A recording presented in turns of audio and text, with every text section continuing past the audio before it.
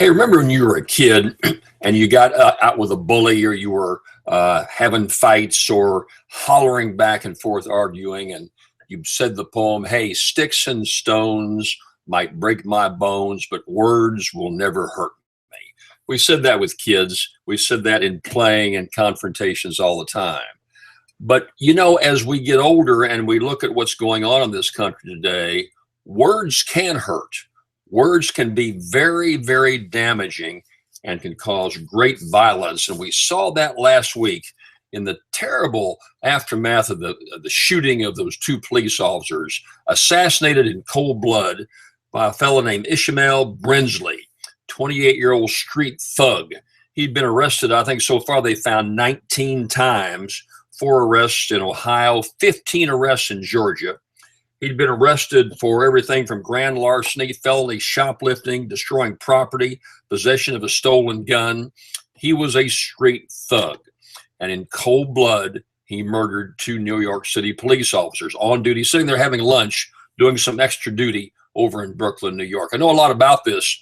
I followed the police situation closely. My family and I kind of are bi-coastal. We live about 2/3 of the time in Louisiana, maybe half the time, but the rest of the time we live in New York City, where I've got daughters, grandkids, nieces, nephews, spend a lot of time up there. So I watch very closely the actions, the interactions that take place with the police, other public officials, and the citizens as a whole. So this guy Brimsley is outraged by all of the rhetoric that took place, the words involving the Michael Brown shooting, involving the Gardner shooting, and incensed by all the tension that had been brought up.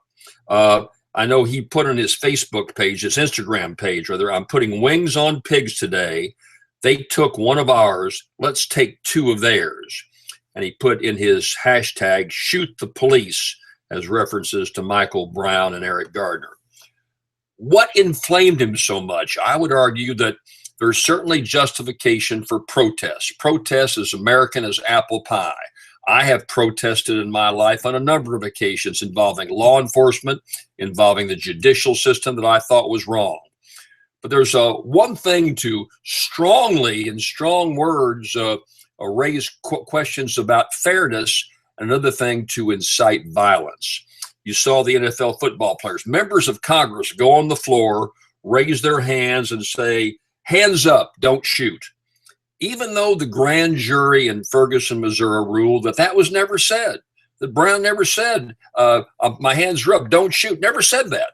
But of course, on the NFL, you saw this all over the nation. You saw this with members of Congress raising their hands, "Don't shoot." And that influenced Michael Brown. That influenced this fellow Brimsley. The New York Times ran a headline. I take the New York Times, and I saw a headline, drinking my coffee, and the headline was blatant when he said, "New York police killed child with toy," was the headline.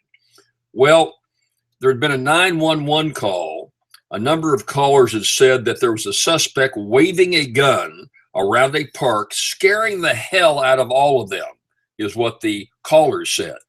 Police officers responded. It was a toy gun, but to say that kill a child, this was someone, 16-year-olds, waving a gun around, and there was a killing that took place. Again, words have consequences. What about the hundreds and thousands of protesters up in New York City, walking down through 42nd Street, right through the heart of New York City, with the chanting time and time again, "What do we want? Dead cops. When do we want them? Now." You saw that on national television. "What do we want? Dead cops. When do you want it? Now." Then I heard the chant, "New York PD, KKK, how many kids have you killed today?" Incendiary wording that has a direct effect on someone like Ishmael Brimsley. And look, there are no reasonable circumstances for a police officer to shoot an unarmed individual. There has to be some really off-the-wall things happening. But in the tension of not knowing whether it's a toy gun or not, there are these things that happen that often get investigated and should be investigated by grand juries and by prosecutors. So what I'm saying is there's a balance out here. If people in the community should want to protest, they should be allowed to protest. But how do you protest? You protest by throwing rocks through windows and stealing everything in the store that we saw in Ferguson, Missouri? Do you protest by laying down the street on the Brooklyn Bridge or in shopping malls in Minneapolis, in the streets of New York City, and say, scream out, what do we want? Dead cops. When do we want them now? Is that the way to carry on a protest? There are two sides to all these stories that we hear so much about. Officer Ramos was one of the officers killed in New York this last week. Had a young son named Jadell Ramos, 13 years old.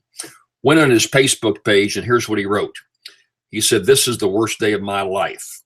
Today, I had to say bye to my father. He was there for me every day of my life. He was the best father I could ask for. It's horrible that someone gets shot dead just for being a police officer.